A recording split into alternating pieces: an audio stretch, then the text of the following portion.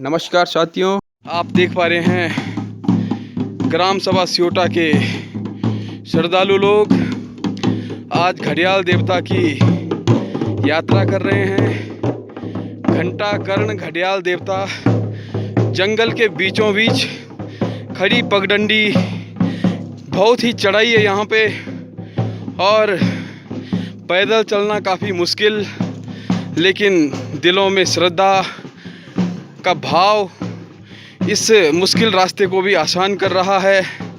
समस्त श्रद्धालु जन अपने देव की भेंट के लिए घंटाकर्ण मंदिर में जा रहे हैं। जसपाल नेगी जी को आप देख पा रहे हैं, एक बहुत ही कुशल सामाजिक कार्यकर्ता हैं और पीछे से आप देख पा रहे होंगे कि समस्त ग्राम सभा सियोटा के श्रद्धालु लोग यहाँ पर घड़ियाल देवता के दर्शनार्थ तीर्थाटन का एक छोटा सा रूप है।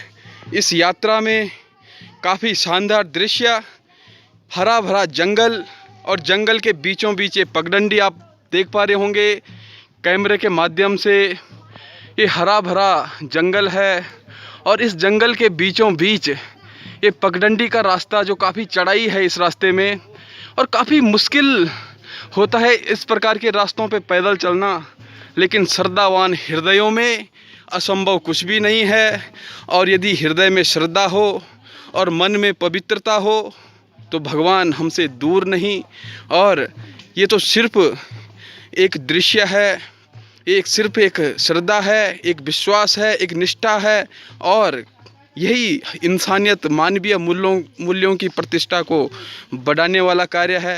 ये बुजुर्ग माताएं, काफ़ी सामान भी इनके पास है और निरंतर अपने मजबूत कदमों से अपने घड़ियाल देवता की यात्रा पे अपने देव की भेंट के लिए इस घंटाकर्ण जो स्थान है, जो घड़ियाल का वन है, ये जंगल है, यहाँ पे आप देख पा रहे होंगे कि समस्त श्रद्धालु और आप पीछे देख पा रहे होंगे कि राजू भाई जी, जो कि राजू भाई भंडारी जी भूतपूर्व प्रधान रह चुके हैं ग्राम बड़ा सियोटा से और एक प्रतिष्ठित व्यक्तित्व के धनी, हमारे गढ़ संस्कृति के आन बान शान पदम गोसाई जी भी इस खूबसूरत पल को अपने कैमरे में कैद कर रहे हैं। और आप देख पा रहे होंगे ने और कितना सुंदर दृश्य है, हरा भरा जंगल, पगडंडी का रास्ता, खड़ी चढ़ाई और श्रद्धा इतनी कि कदम बिल्कुल भी डगमगाने को तैयार नहीं है।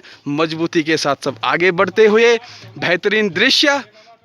और अब मैं इस कतार के सबसे पिछले लाइन में खड़ा हूँ, सबसे पीछे पंक्ति के सबसे पीछे हूँ और बेहतरीन दृश्य आपको किस प्रकार से बता पाऊँ कि इस रास्ते में स्वयं हमारी सांसें बहुत ही बढ़ रही हैं क्योंकि चढ़ाई खड़ी है और हम जो बोलना भी चाह रहे हैं, बहुत कुछ बोलना चाहते हैं, लेकिन आपको वो बयान नहीं कर पा रहे हैं क्योंकि चढ़ाई का रास्ता है।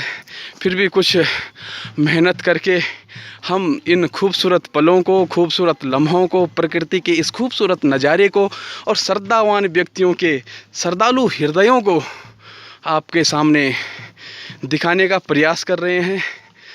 बहुत बहुत धन्यवाद। आशा करते हैं कि हमारे उत्तराखंड में इसी प्रकार के बहुत सारे स्थान हैं जो पर्यटन की दृष्टि से, जो तीर्थाटन की दृष्टि से अभी सरकार की नज़रों से दूर हैं और हम चाहते हैं कि वो खूबसूरत नज़रें इस पे जल्दी पड़े जो इसके विकास के लिए और इसके विकास की दिशा और दशा को सुधारने के लिए आगे आएं। और अनेक प्रकार के पर्यटक स्थल हमारे उत्तराखंड में बने, कई इको पार्क बने, यहाँ के जो स्थानीय लोग हैं उनको रोज़गार मिले और जो पलायन का जो संकट है, जो दिन प्रतिदिन पलायन का औसत बढ़ता ही जा रहा है, वो भी कम हो। तो श्रद्धावानों की श्रद्धा हम अपने कैमरे के माध्यम से आपको दिखाना चाह रहे हैं। ये एक और राजू भाई हैं, आप देख सकते हैं, नंगे पाँव कंटीले झाड़ियों के बीचों बीच यह रास्ता, कई कांटे भी टूट के गिरे होंगे, लेकिन हौसले मजबूत हो तो कांटों के मुंह भी कट जाते हैं और संकट छट जाते हैं। और यही कर दिखा रहे हैं हमारे राजू भाई जी। और हमारा सौभाग्य है कि हमारे गढ़ संस्कृति की एक धरोहर श्रीमान पदम गोसाई जी, जो संगठन 24 के चेयरमैन भी हैं और अनेक प्रकार के सामाजिक कार्यक्रमों में जिनकी बहुत ही कुशलता के साथ भागीदारी है और सामाजिक सांस्कृतिक पहलुओं के लिए निरंतर कार्यरत हैं। ऐसे महान भाव भी हमारे बीच में, और कई बच्चे भी हमारे साथ हैं। और खुशी की बात है कि इस यात्रा में बच्चे सबसे आगे चल रहे हैं, और बच्चे और जो हमारी बुजुर्ग माताएं हैं वो भी इस यात्रा का हिस्सा, और हमारा सौभाग्य है कि वो भी अपने अनुभव हमें बांट रहे हैं। हमें काफ़ी जानकारियां प्राप्त हो रही हैं और हम उन जानकारियों को इन बच्चों को बहुत ही विस्तृत ढंग से समझाएंगे, बताएंगे, ताकि भविष्य में इस प्रकार से हमारे जो तीर्थ स्थल हैं, जो कहीं ना कहीं कुछ व्यक्ति विशेष, कुछ समुदाय विशेष और कुछ गांव विशेष के लिए ही बनकर रह चुके हैं, इसको हम विश्व पटल पर और राष्ट्रीय लेवल पर भी हमारा यही सपना है कि इन्हें एक नई ऊंचाई मिले। और काफ़ी बेहतरीन दृश्य, बहुत ही चढ़ाई भरा रास्ता आपको लगातार मैं दिखा रहा हूँ कि किस प्रकार से श्रद्धालु जन इस सफ़र को तय कर रहे हैं। लगभग 4 किलोमीटर पैदल रास्ता हम तय कर चुके हैं और अभी भी 2-3 किलोमीटर और चलना है, ये बताया गया है हमें हमारे बुजुर्ग माताओं के द्वारा। क्योंकि यहाँ पे कुछ ऐसी वृद्ध माताएं हैं जो 4वीं-5वीं बार इस यात्रा को कर रही हैं। कुछ ऐसी माताएं हैं जो इस यात्रा को 2री-3री बार कर रहे हैं, और बहुत सारे लोग इस यात्रा को पहली बार कर रहे हैं। तो आप सभी का धन्यवाद करता हूँ।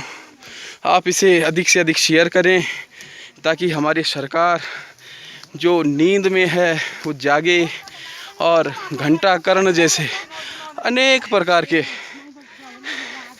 जो स्थल हैं, जो धूमिल हैं, उनमें एक ऐसी दृष्टि पड़े जो उसमें प्रकाश कर सके और विश्व में एक स्थान दिला सके।